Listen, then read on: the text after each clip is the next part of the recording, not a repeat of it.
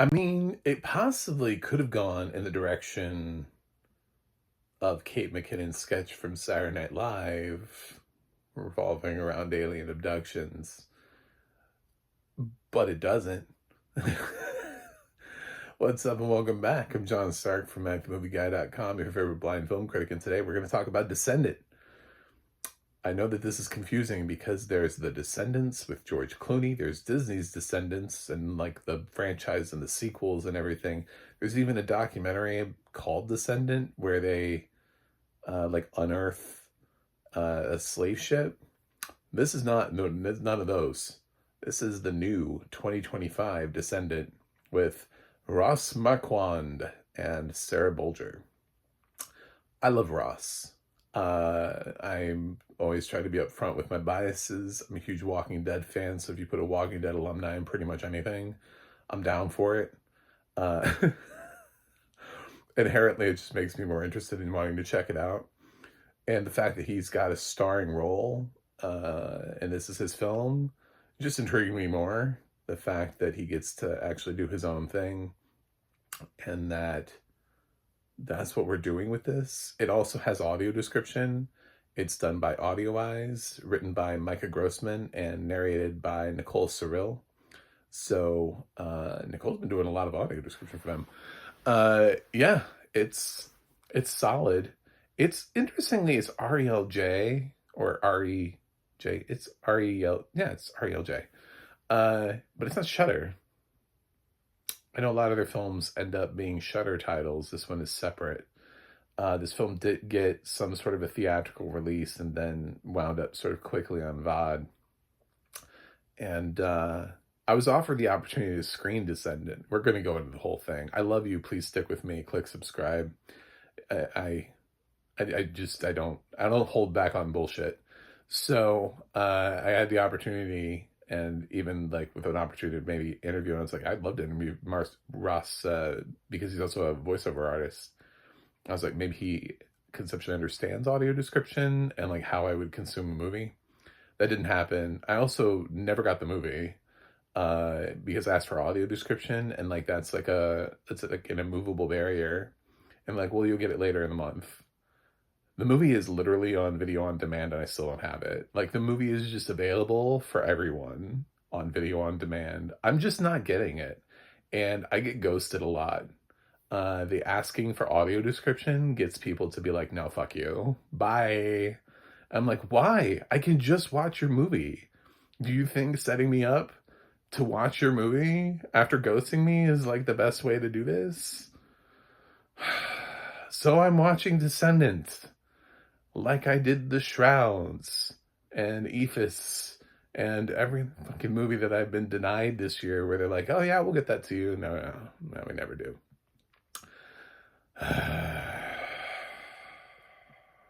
So Descendant is kind of a trippy film. Ross plays a man who is he's an impending father. His wife Sarah Bolger is getting more and more pregnant, and he's dealing with some stuff. It's sort of like a past history, makes him a little bit worried about fatherhood. He's got a friend.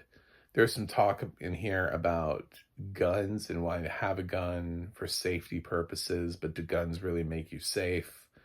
It deals with that, but that's not really the main storyline. What ends up happening is Ross ends up, he plays a character named, I want to say Sean. I think that's right. And he ends up sort of like falling down, but then when he gets up, he's kind of being abducted by aliens. And so there's this really well described scene of all these tentacles and everything prodding him, and then throughout the course of the film, he's going to have these visions of something, of these weird creatures with like maybe a bulbous black eye, like these things that he keeps seeing, but are they there? Are they real? And he keeps slipping in and out of reality, and he can't figure out if he was actually abducted or not. And he doesn't want to say it. So he goes into these therapy sessions and to try to figure out afterwards, because they find him, he goes to the hospital, and to him, he thinks he's been abducted this whole time, and he's just back, but he doesn't tell anybody. Aliens. It's not one of those movies where the guy starts losing his mind because he tells everybody he's been abducted by aliens. And he just has to kind of work his stuff out from there. He has like a therapist. I don't want to spoil the movie, so I'm trying to find a way of like telling you what the movie's about without actually telling you how it ends. As a therapist that he talks to, but again, he tries to like dance around it with her, and try to work out his shit without ever saying it, which is always not really a productive way of doing therapy. But yeah, so that's the thing is what is real, what's not. And how does this, as he becomes sort of increasingly unhinged, plus he keeps wanting to have guns in the house, how does this affect things moving forward? And the realities that he keeps slipping in and out of are troubling, to say the least. And the things that he keeps seeing, and sometimes he thinks he's turning into an alien, and all these different things that it keeps changing. And then you're like, is this real? Is this not real? What's real? Because sometimes he'll have a vision, then he'll just like wake up, and other times something actually happened. And so you're constantly trying to figure out, where are we? What is happening? What's really happening here? So there's a point too where the movie almost feels like it was coming full circle, like it was very cyclical. He kind of has this moment where he walks into a house. Again, not here to spoil the movie, but it reminded me a lot of a film I saw recently, The Surfer, where I felt like, are we just suggesting like a full circle moment here? Or is this a full circle moment? I felt like The Surfer was trying to do the same thing, but also wanted to leave itself open to interpretation. It wants the audience to be like, well, you decide. Was it? Was it not? I think Ross is doing a great job here. Love him as an actor. Sarah did a really nice job. She just has less screen time, but she's easily like the second biggest part. She just doesn't really have... The camera follows him the whole time. So every time we go to her, she's just pregnant. Like she's just reacting to things sort of as a pregnant woman. She has to go to work or deal with, I don't know, having a checkup or whatever, dealing with her husband in various situations. So I like the movie. I don't know why people are trying to keep me from this. Why are you hiding this from me? When I admit that I'm a fan of Ross, like, why would you hide this? So, is it the best film? No, it's not the best film of the year. I'm not saying that at all. But it has some interesting ideas, and it plays around and sort of subverts your expectation of what you would expect from an alien abduction movie. Because with a lot of alien abduction movies, there's either more aliens in them, or the guy runs around trying to convince everybody he's been abducted by aliens. This one is more like internalizing trauma, like you've been abducted by an alien, but you don't want anybody to know, and you keep sort of losing your mind, but you can't tell anybody. So I like the parallels with therapy, because for anybody who's ever done therapy, like, if you're not actually talking about the thing that you need to talk about to work through it, the therapist is just kind of giving you very like surface level hints, which is not fully helping you. So he doesn't really feel like he's ever getting help by therapy. Like, what is the actual problem here? What are you actually worried about? Tell me. You can feel that happening in those scenes. And the fears of like sort of that sins of the father type thing. Like, are they going to be passed on him? He doesn't think so, but maybe he does think so subconsciously, and that's what's trading in this whole thing. It's a much better crafted film than I thought it would be from RELJ. Some of their stuff has been rough. Some of their stuff's been fine, but some of their stuff's been rough. So uh, it's, yeah, I surprisingly would recommend this. I like the audio description track. I thought Micah did a good job on this. I think Micah also wrote my least favorite track of 2024, so I'm excited that we're moving away from that and we're moving into tracks that are good. I thought the scene with the aliens where you get to sort of see like the most of them, where obviously they use like the predominant amount of the film's budget, um, is in that scene. I thought that was described really well. And Nicole does an excellent job as a voice performer. I always sort of mention this with Audio Eyes just because it's not performative, but it's the noting of rising tension, and they, because they work a lot with Shudder and sort of a lot of horror titles that way, they have a tendency to have these scenes where they're like scares or jump scares. So sometimes you just get you get the narrators just loud all of a sudden. And so I just saw / reviewed something of theirs uh, where I thought the tension, oh, it was Abraham's voice, um, where there was more building of the tension instead of just going straight to shouting, which can be a lot when all of a sudden your audio description track is shouting at you. Because then it's like the audio description track jump scared me, which is not fair. Because a lot of cheap jump scares, even I used to be able to see, for those of you who are new, they're cheap. Like they're just like, it's a loud sound out of nowhere, and it's not actually anything scary. It's just like, you're in a horror movie, and so like you're sort of on edge, and then all of a sudden there's like a door slams and you're like, oh my god, door, oh, there's just a door. Key movie, like it's not even anything scary. It's just like a door slammed, but not even by a ghost, just somebody slammed a door in a quiet moment. So it kind of feels like that. It's like, there's a difference between being scary and being cheap. And sometimes when you don't have the rise, when you don't have the building tension, and you make the choice to just yell. So this track is a little bit more like Abraham's Boys, where it's not like going from 0 to 100 immediately. It builds, it has levels. So I appreciate that a lot more, which is why I went through that whole thing, in case anybody from Audio Eyes ever watches any of these videos. I like this better. What you've done here and with Abraham's Boys is better than like Oddity, where I felt like there were times where just suddenly we were quiet and then somebody was just screaming at me all of a sudden.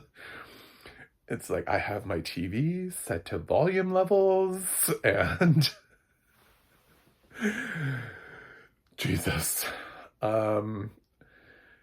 Should you watch Descendant? Yeah, I think you should. I think you should get into this. I think you should get all up in Descendant. I think you should get all over it. I think you should bathe in everything. That is this movie. We're in a weird place where studios have no idea what to put in theaters anymore. What's a VOD release? What's a streaming exclusive? They can't figure this out. It's a really hard time, and films are getting lost in the wake of things.